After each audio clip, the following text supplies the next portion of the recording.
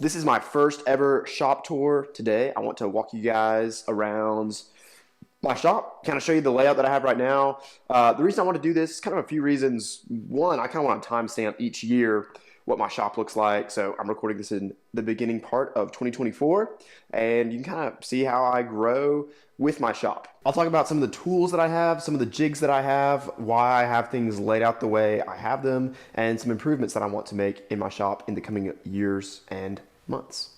Quick disclaimer before we get started, I'm not trying to show off all my tools to brag or anything like that. I mean, I know, trust me, it took me years to build up all these tools, and honestly, these tools, you know, it's just stuff, it's just tools. It's not like it makes my life amazing or anything like that. It's just what I have, it's what I use, and so hopefully this is helpful for you. Starting at my workbench, it's semi-organized. This is where I do a lot of projects. I do a lot of epoxy pours over here. I store, obviously, a lot of my wood glue, dyes, double-sided tape, beeswax, CA glue, all of that I store here. This is obviously just some plywood screwed together. Nothing crazy here. Definitely want to update this soon. Here I have my router bit box. I actually made a video on me building this box, and I think it turned out really nicely. Got the live edge on the front. And then inside you can see that I have storage for router bits, CNC accessories, things like that. More and more, I'm wanting my shop to look nice as well as be functional, and so this was a small step in that way. Just, you know, having a nice box to store router bits instead of having them, you know, just kind of out and about. Right here, I have some epoxy curing. This is gonna be for a C tabletop. I got a spindle sander, got some other random things, but this is kind of my workbench top. Below my workbench, this is where I store a ton of stuff. I, as you can see, have really embraced the Milwaukee pack-out system, and this is actually a toolbox that was like pack-out before pack-out was actually pack-out. Anyways, so I keep a lot of screws in here, a lot of small parts. This crate I really love. I keep things like my disc sander here, my Bosch sheet sander, my jigsaw. I have my Bosch Colt router right here. I've got the M18 brushless Milwaukee fuel drill and impact driver back here. I also store epoxy back here. Whew, a lot of stuff. So I try to keep this area as organized and as neat as possible. It does not always stay this organized. I also, of course, use this support of my workbench to store all my clamps. I have some of these 90-degree clamps for pocket holes. These are amazing. So yeah, this is kind of my workbench area. Also, if you're interested in looking at any of these tools, I will do my best to link everything in the description of this video and also in the pinned comment if you want to check those things out. Moving from my workbench over to the table saw, this of course is the heart of my shop. It's in the middle of the shop.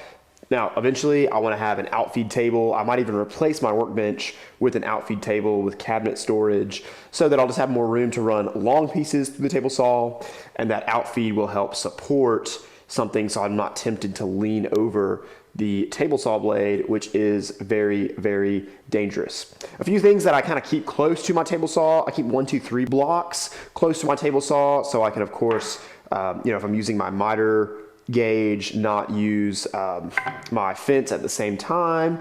I keep push sticks like this really close to my table saw so I can keep my hands away from the blade. And I also keep safety goggles and hearing protection close to my table saw. That way I'm never tempted to just make one cut without wearing goggles or protecting my hearing. We always want to make sure we're working safely, and so I keep those things close to my table saw so I'm not tempted to not use them. Right next to my table saw, I have my Powermatic drum style dust collector. This dust collector has been a game changer for dust collection in my shop. I really got this at the same time I got this table saw. If you have a table saw in your shop, you have got to have a robust system for collecting dust. A shop vac is not going to cut it.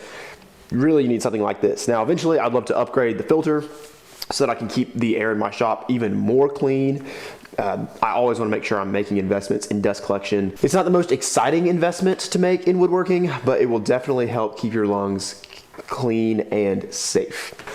This dust collector has a little remote, so I can turn it off or on really easily.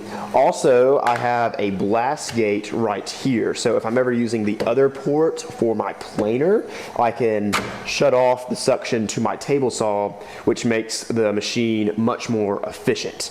The way I think about dust collection is the more length of hose you have exposed or open to the motor, the less effective that suction is going to be. And so if you can use blast gates to maximize efficiency of your dust collector, be sure to do that. I keep these jigs also close to my table saw. This just kind of extends my fence and makes it taller. So if I'm ever like, you know, cutting some jointery that I need a board straight up, this makes it much more secure. So this just runs along the fence. My dad actually made both of these jigs, so shout out to him. And then this jig I use even more often. Once again, it rides on the fence. This is great if you're making picture frames or you're just, you know, making box corner joints. You can set something here, run it over the blade, run it back. Whenever I'm inserting rabbets for picture frames, use this jig all the time. So I keep these right below the table saw, just where they're handy, but also out of the way. A few things that kind of float around my shop, or in other words, they're on wheels or they're super mobile. One is my planer. Now I built a kind of jank, but just 2x4 rollable cart that's got some tool storage at the bottom, and it's, you know, fits my planer really well. This is the DeWalt kind of entry level planer, and I mostly see people on YouTube who have the more robust DeWalt planer. I think it's like the DW735.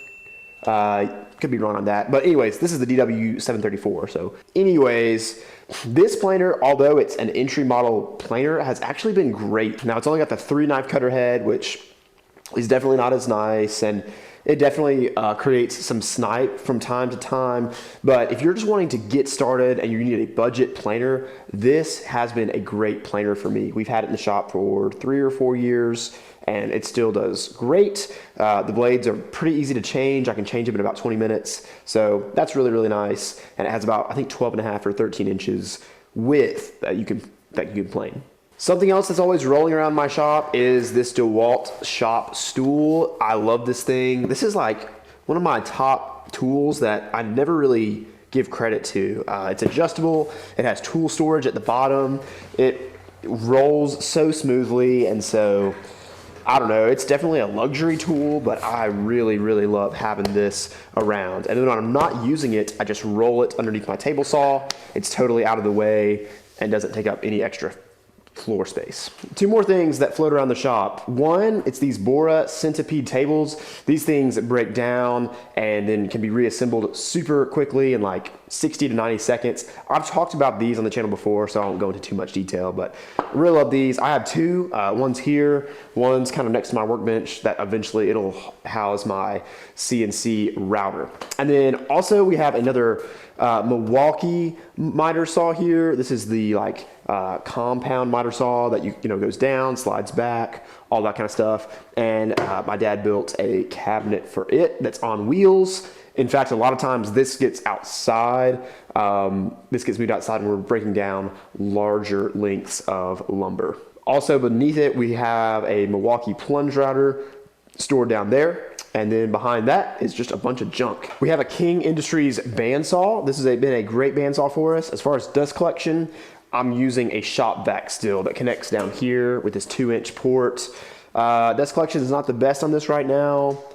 I'd love to get a better solution for it. If you have a better solution, or if you would like to tell me what you use for dust collection on your bandsaw, let me know in the comments. But this has been a great bandsaw for sure. This is the black walnut corner. We have a mop sink back here, which is super handy, but this is just black walnut stock that we kind of keep stocked in the shop. I think it's surfaced on 2 sides, if I remember correctly. One note about if you're gonna store lumber like this, make sure it's on a pallet, which this is. That keeps the lumber off the concrete, because concrete can catch moisture and then transfer that moisture into the boards, which can cause them to warp, things like that. Really, these should probably even be on like a rack on the wall, but if you're gonna have it on the floor, at least get it on a pallet that's flat and off the concrete. I don't have a ton to say about this area back here. This is really all of my dad's area, part of the shop. He has a drill press, miter saw, pegboard, storage, all that kind of stuff. It's kind of messy. Eventually we want to get it more organized, but right now, I just try to stay at the front of the shop. So there you have it. That's pretty much my shop as of 2024. If you don't have all the tools that I have, that is totally okay. I definitely did not start with all these tools. It's taken me years and years to accumulate all these tools, but some of them are more luxury tools. You can definitely make some woodworking projects without them. And so I would just encourage you, make something with what you have and enjoy it. And then if you want to make this into a side hustle or anything like that, you absolutely can do it. In fact, I talk about how to make money with woodworking in this video right here. So I'd recommend checking it out, and I'll see you in that video.